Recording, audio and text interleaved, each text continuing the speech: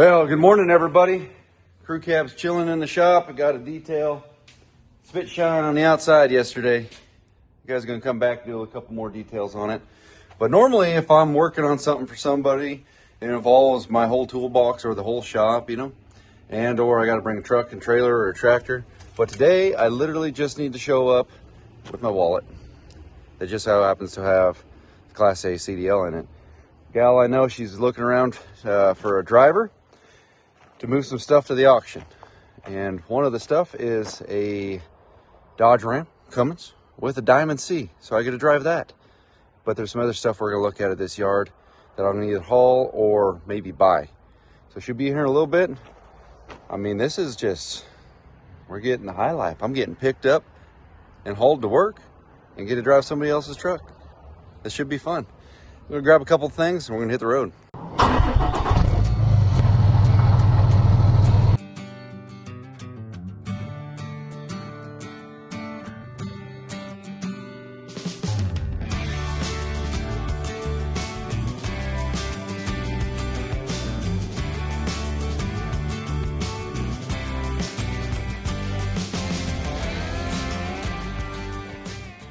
Well, folks, these are the basic photos I was given before arriving on the site. Now, I knew there was a Diamond C. They told me it was a 40-footer. We'll find out if that's a fact or not. And what looks to be a bent tilt trailer on top of it that needs to be hauled to the auction. And this was what caught my eye. Got kind of a sweet spot for a Case skip loader, mainly because Case put a Cummins in pretty much everything they made for, well, as far as I know. But problem with these rigs is they're getting a little bit older and typically they were worked. And so we're going to find out if this one's worn out. I did mention I was interested in it if it was in decent shape. And then there's this big boy. Problem with these bigger excavators is not a lot of people basically have the funding to move them because they're over width, require a low boy, they're super heavy, it's a big hassle. Normally these things go for cheaper than the small excavators at the auction. But nevertheless, I wanted to take a look at it. And last but not least is this little bad boy.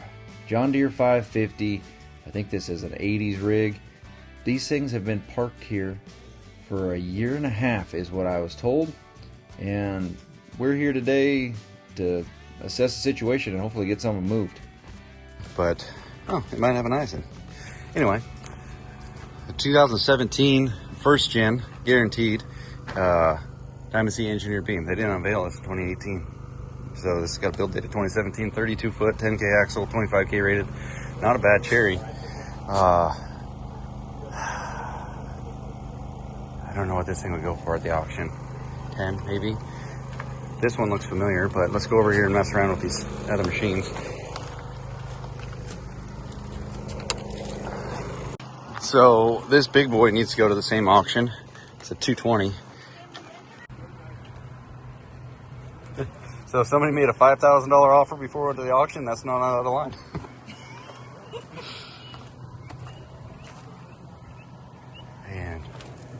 And I can't tell you where we're actually at. There's no sign right there.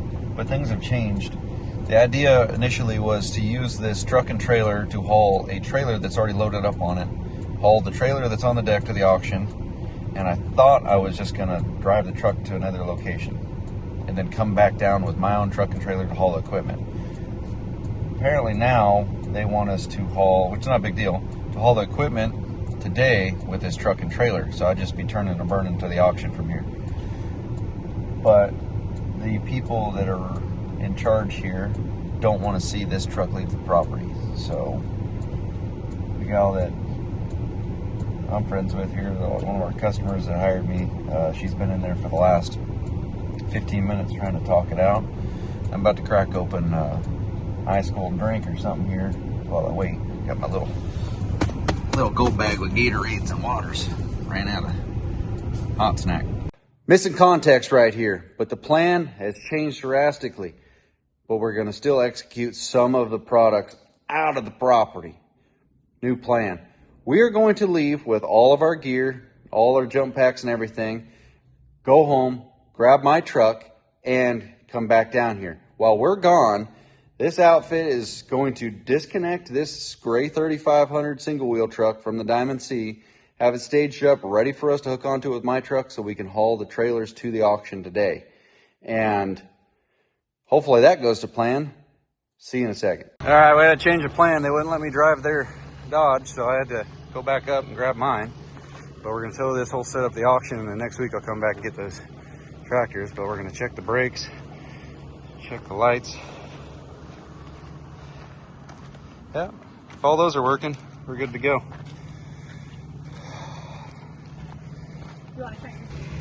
All right, I'm definitely pretty open to this situation, and it's not honestly the smoothest deal. I was just gonna drive their truck that was supposed to go to the auction, but the family's got a dispute and don't want to get rid of the truck, and they didn't want it to even leave here. So I was like, well, that's fine. I wish they would have told us that before, you know, we drove down this morning.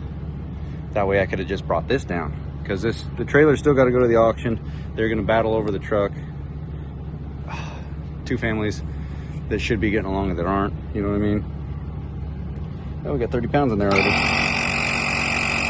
But anyway, we got enough time to haul this today, and then I'm gonna have to wait till next week to come down and do those. Not a bad Dynasty, really. A little beat up. 32 footer, I think. I'll walk it off.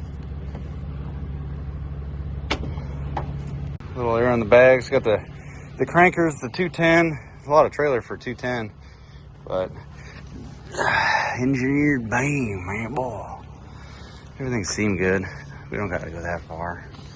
A whole bunch of chains and binders. I don't even know what this whole dot thing is, but we're getting out of here.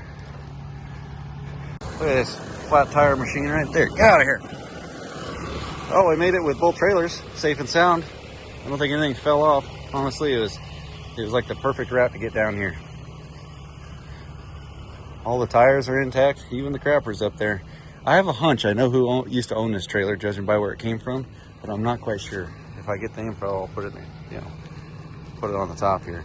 But this has to be one of the first Diamond C trailers. I'm gonna get a photo up and send it to Jacob, see if he run the VIN on it, how old. One of the first ones.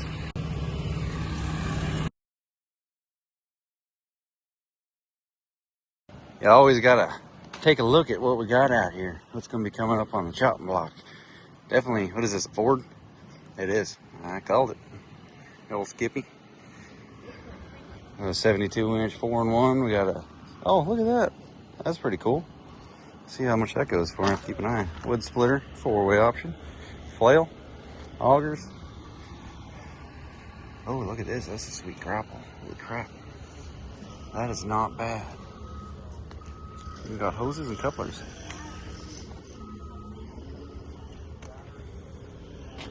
That's for that skip loader. This came from the same place. Hell of a setup. Kind of funny, the old boy. I was like, you remember me? He's like, yep.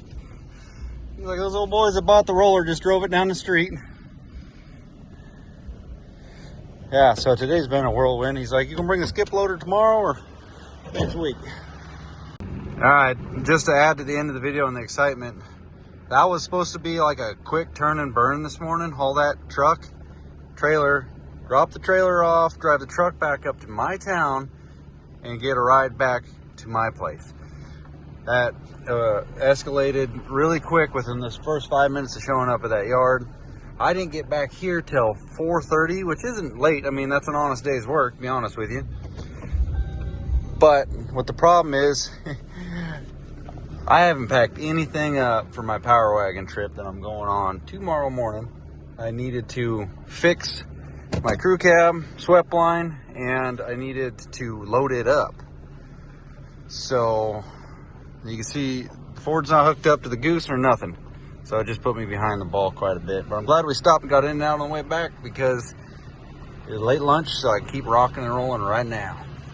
We'll see you guys on the next one when we haul the other equipment off that project. And see ya. What a series of events this situation was. But like you guys requested, here we are, some after hours content. And I'm gonna show you guys some updates on that truck here in a second. But I want to shed a little bit more light on the ins and outs on what fully went in on that situation that day, because it would have been a perfect opportunity to be a fly on the wall cameraman in there just filming it all. But that's not my job. That's not my place. I'm not there as a YouTuber. I'm there to help out and get this product moved to the auction, just to make this it's already a painful situation for not only the estate sale, but the family, fiduciary. This is how it works, okay? In this situation, Sam is a minion, which is pretty much all the time. And then there's the gal that hired me above, and she's the estate sales. And then there's the fiduciary that has the ultimate say above all this stuff. And ultimately, if he says it's got to go there, that's where you're supposed to take it. And that's, I'll come back to that in a second. But the family was really concerned the fact that I was going to drive out of there with that truck. They would never see it again because they wanted to keep it. Now, how it works, if you have a family feud, loved one dies, you have hard items that there's value in them. And if you can't decide who gets what, yep, you got to sell all of it. Either you sell it on a marketplace, split it down the middle, or if you can't decide on a value, perfect place to go is the auction house. Send it to the auction, let the world judge the value of that item. And if it only went for $1,000, split it down the middle after the expenses of getting it there and all the fees and all that other mess that went into it because nobody could make up their mind. And that's exactly what happened here. So a bunch of gear got hauled to the auction, sold off. Some of it went high, some of it went low. That's how auctions go. But you can't say anything about how the price was at the auction. It's a done deal right there. But I'm going to have more videos on getting stuff at auction, but this was the coolest, funniest part is I just found out, because this has all been done and dusted for weeks now. But it's a tricky situation when you're battling over hard items like that and there's something that you really want out of the mix. But if you can't decide on this value, it's got to go. And that truck, they really wanted to keep it. And when we went back down there, it wasn't on that property anymore. I mean, it was pretty much open lot in the back. We didn't see it in the shop. You know, I don't know where it went. But the fiduciary, who's got the ultimate say in the situation, he just said the other day that that truck still needs to go to the auction. They can't keep it. That and a couple other items they wanted to keep because they can't make up their mind on it. So all that stuff's got to go to the auction, gets lit up financially in the greenbacks. But let me show you this truck, and we're going to end this video. So this is a 67 D100 swept line cab right here. Now, I got this thing from a customer a couple years ago. I mean, I've actually had this truck quite a while, the yellow truck. I got the step side short bed for it as well. And it is sitting on a wrecked truck. I might have said that in the last video, but I have fused it together. It's a 2001 1500 Dodge four-wheel drive regular cab. And firewall to firewall, it's right there. I need to cut this piece off, and it will be, I mean, this is the easiest way to do a four-wheel drive swap in a way, because it's an experiment for me to do this. Oh, gotta go to the other side because the fender, whoopsie daisies. But I've been wanting to do this for a while, so I finally just bit the bullet and we started on this because as in me. But the factory old school trucks, it's hard to, I don't know, you spend a bunch of time trying to accommodate it for other stuff like newer seats. And so what I did is I took the firewall and floor pan and we blended them together right there. I got the back welded. I got cab mounts welded to the frame. Is actually the same width frame as the old truck. So we are going to be grooving freaking awesome. Need to hammer this down right here. The biggest thing I did is I got rid of that step that was in here and dropped the floor down. But I got basically brand new floors, four-wheel drive shifter, my AC still fits, and parking brake went back on the firewall studs. Cruise control, heat, AC, everything's going to work. I'm going to end it there. Thank you guys for watching. Hopefully you enjoyed.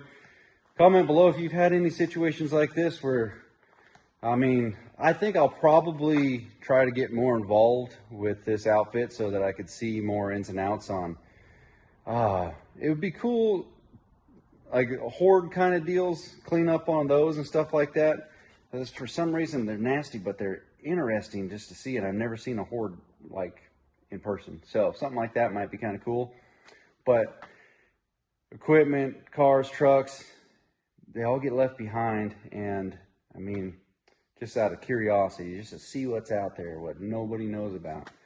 Let me know if you've ever dealt with anything like that, and if you ever found anything cool in situations like that. Let me know.